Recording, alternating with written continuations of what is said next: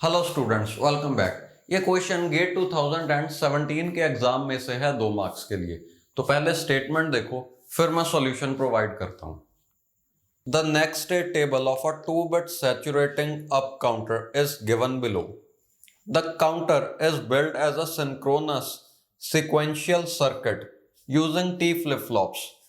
The expressions for T1 and T0 are, और आपको 4 options दिए गए हैं। हमने पता करना है T1 और T0 की एक्सप्रेशन क्या है। तो यहां पे देखो, सबसे पहली बात, ये एक सैचुरेटिंग अप काउंटर है। इसका क्या मतलब हुआ? देखो, 0 के बाद अगली स्टेट 1 है, 1 के बाद 2 है, 2 के बाद 3 है, यानी कि ये एक अप काउंटर है। सैचुरेटिंग का मतलब क्या? जब मैक्सिमम वैल्यू आ गई तो हम उसी स्टेट में ही रहेंगे। देखो, 0 के बाद 1 आया, 1 के बाद 2 आया, 2 के बाद 3 आया, बट 3 पे क्लॉक मिलने पर 3 ही आया, यानी कि हम उसी स्टेट में रहेंगे। This is the meaning of saturating counter. Okay, saturating up भी हो सकता है, सैचुरेटिंग डाउन भी हो सकता है। डाउन में मिनिमम वैल्यू पे आके हम रुक जाएंगे।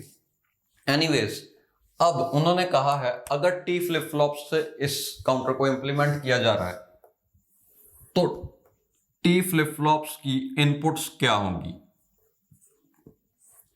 देखो, क्लॉक देने से पहले Q1 की वैल्यू 0 थी, क्लॉक देने के बाद भी ये वैल्यू 0 ही रह रही है। तो हम वैल्यू को कॉम्प्लीमेंट नहीं करना चाहते, जो पहले था वही अब हो, यानी कि डोंट टॉगल, तो 0। यहां पे टॉगल हम करना चाहते हैं तो 1 था पहले, अभी भी 1 है, यानी कि हम टॉगल नहीं करना चाहते। यहां पे भी हम टॉगल नहीं करना चाहते।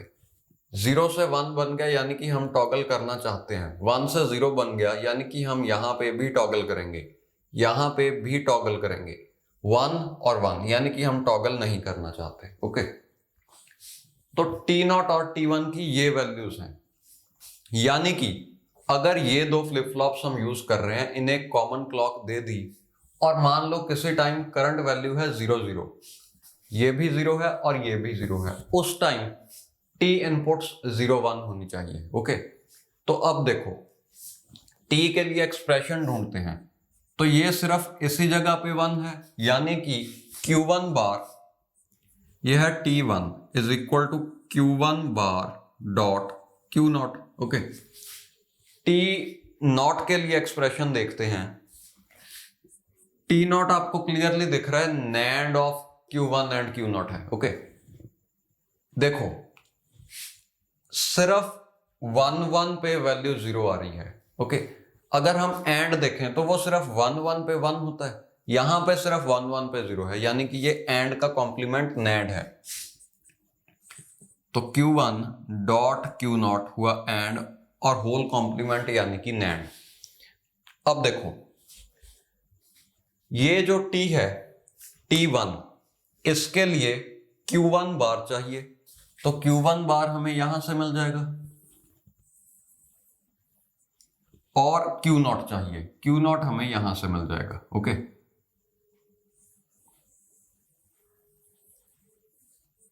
इन दोनों का एंड परफॉर्म करके T1 की वैल्यूज जनरेट हो रही हैं। T0 में हमें Q1 और Q0 का NAND चाहिए। Q1 यहां से मिल रहा है। ओके,